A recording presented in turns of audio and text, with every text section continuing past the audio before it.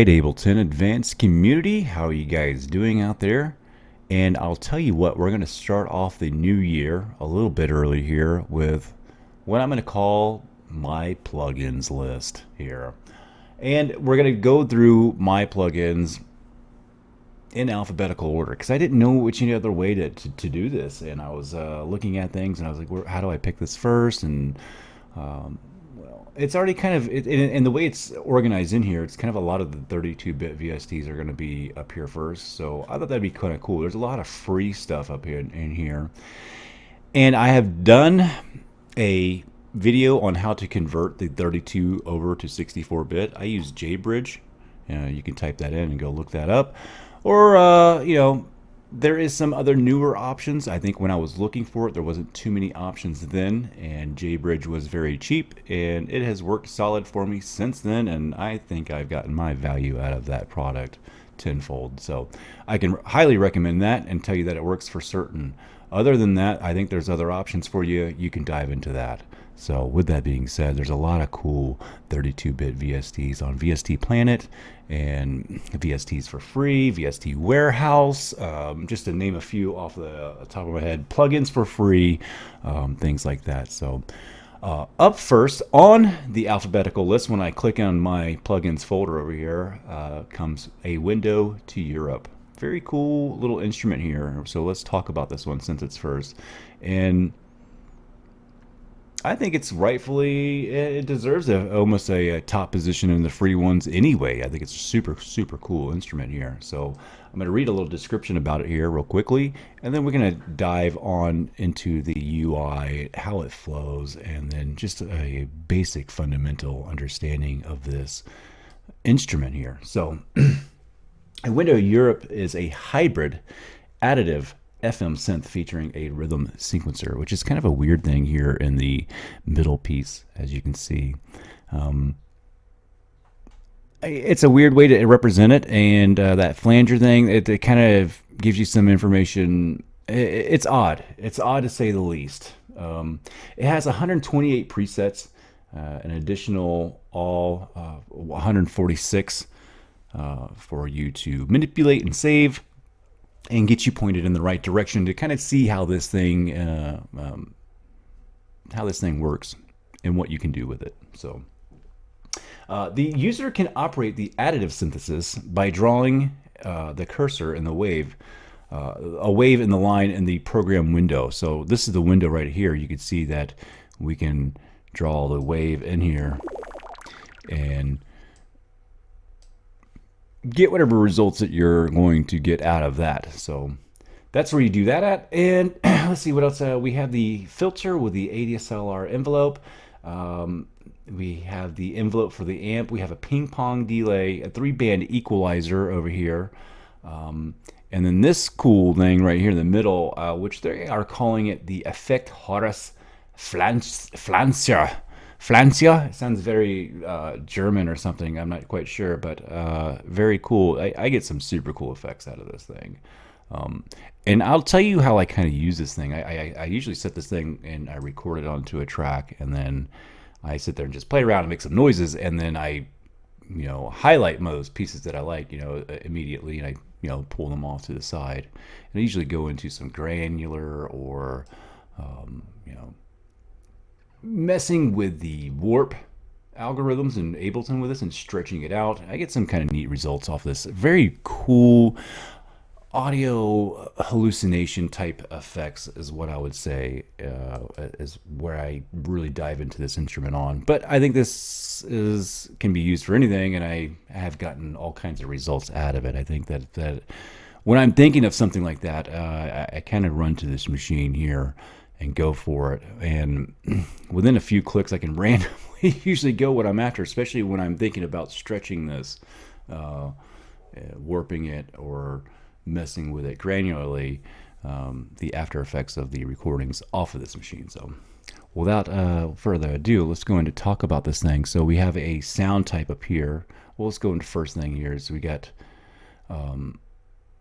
the oscillator one here, and we can draw in the waveform, and we have the sound type, which would be oscillator 2, and this would be the mixing part, I guess. All right, that's the two being mixed. We have this filter, we have the random EQ over here, we have this flanger, the sequencer, ping-pong delay, the envelopes, and the ADSR controls underneath here. So presets are over here on the left bottom side. And let's start going through things now that we've talked about the UI slightly and just hear what this thing is capable of. We will mess around with some presets, and then I will, I think the big sauce of this here, the gusto of the whole UI and everything, is this flanger piece right here. It's really odd, especially with the sequencer. It gets some really odd results. So without further ado, let's take a gander at this instrument here called Window to Europe.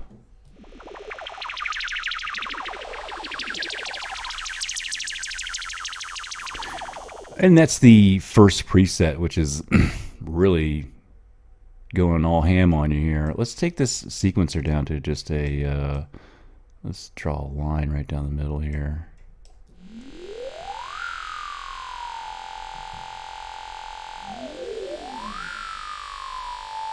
Oh yeah.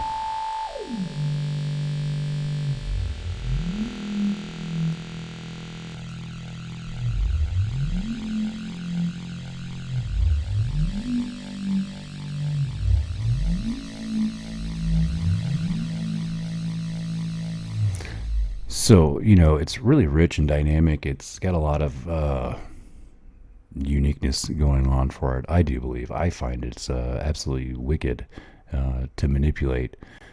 And this is the sauce. I almost hit immediately, like kind of like this sound that I kind of like, and then going into this and pulling it and stretching it really gets some really cool results.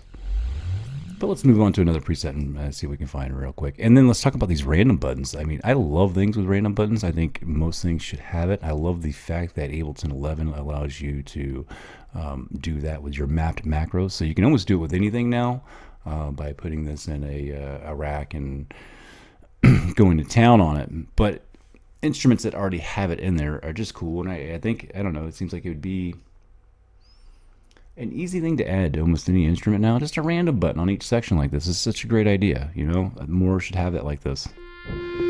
So we get this original sound, and let's go into, let's randomize that, randomize this.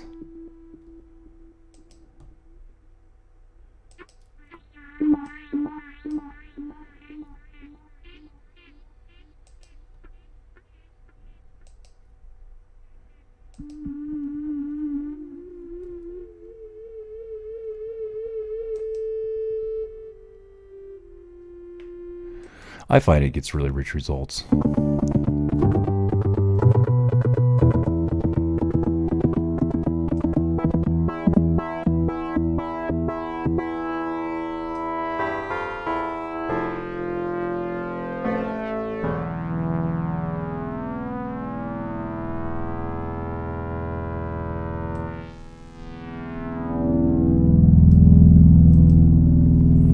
Got a few different filter types right there.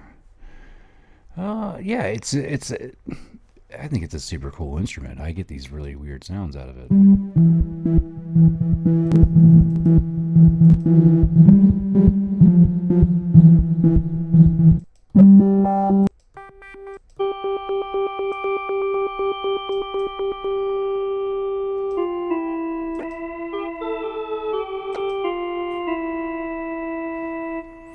Really cool, you know, almost lo-fi detuned stuff. It has a really, I mean, I just find I can dial in some really crazy sounds that are unique. Not for everything, but it's a really cool tool to have in your arsenal when you're looking for something like this. It really does a great job of doing it.